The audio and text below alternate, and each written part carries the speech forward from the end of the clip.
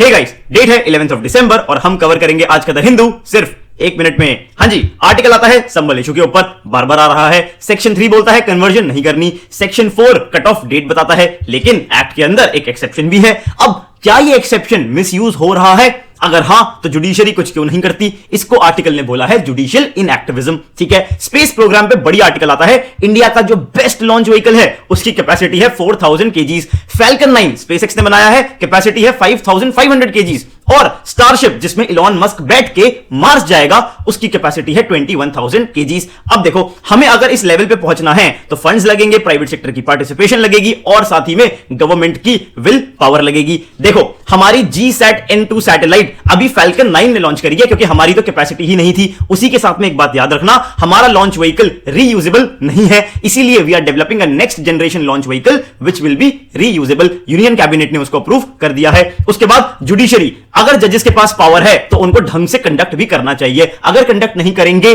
तो इंपीचमेंट होगी या फिर उनको रिटायरमेंट लेनी पड़ेगी। सोलर सेक्टर पे बढ़िया आर्टिकल आता है, इसको एज इट इज नोट कर लेना।